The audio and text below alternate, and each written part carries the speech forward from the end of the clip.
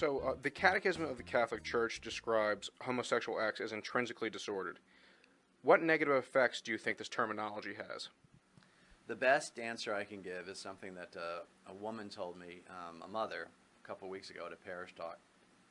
And she said, do the people who write those things, i.e. the editors and the writers of the Catechism, have any idea what that kind of language can do to a 14-year-old gay boy, for example? And she said, that kind of language could destroy him.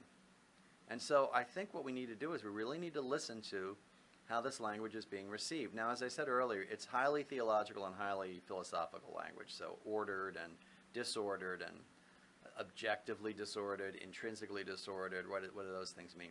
Nonetheless, those words have power, and when people read it, especially young people, they're really hurt. And as this mother said, it could kind of destroy a person and certainly make a person feel like they don't even belong in the church or even the world. So, you know, particularly given the high risk of suicides among LGBT youth, we have to be very, very careful and sensitive. That's one of the words that, you know, I pull from the Catechism, to how these things sound to people. If you're talking to someone, you can't simply use language that is comfortable for you. You can't use language without being attentive to the effect that it has on somebody. I mean, if I were speaking to you in totally theological language, you know, that maybe your listening audience would not be familiar with, what's the point? I'm not communicating anything. So we need to be sensitive, as the Catechism says, to how the language is received.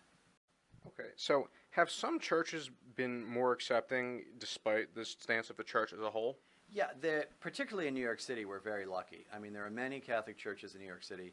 I live right next door in my Jesuit community to the Church of St. Paul the Apostle, which has a group called Out at St. Paul's, which is this huge, vibrant LGBT support group. They have, you know, all sorts of things. They have retreats and lectures and events throughout the year.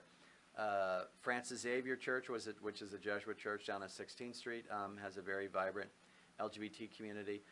You know, St. Ignatius Loyola is just starting one up. So you know, there are parishes that do it very well. There are dioceses that do it very well. A lot of it depends on the individual bishop, and a lot of it depends on the individual pastor and who's there at the parish. But I think people in larger cities, especially in the United States, are quite lucky.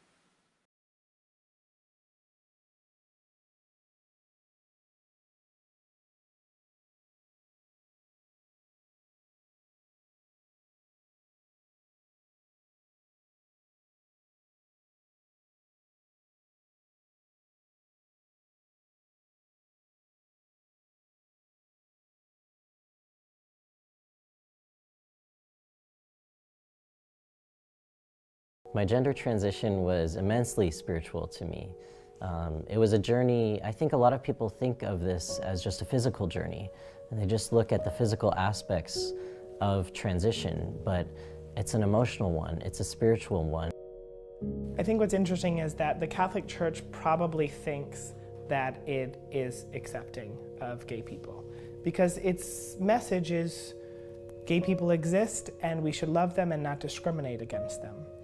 But because the church also tells gay people essentially that they need to be celibate, what the church is saying is you cannot live fully. You can be gay, but you can't live that life. And so that inherently is discriminatory. A lot of our friends are very critical of us being faithful Catholics because some people in the Catholic Church can take very vocal stances against gays. I like to remind them that according to the Catechism, the Church, with a capital C, is every baptized individual. That includes you, and that includes us. I do more than Matt get frustrated, but he very much espouses that philosophy that he just talked about, right? That, this is the church, and if anything, I'm going to continue going for this reason. We are the I church. have, faith and hope, and he very much is part of it. If we leave it, if we abandon the church, then it's never going to change. Yeah. So we have to continue living here and being an example and encouraging other people to be that example, because that's what's going to change the church. So what negative effects has homophobia had on the church itself? I think really extensive.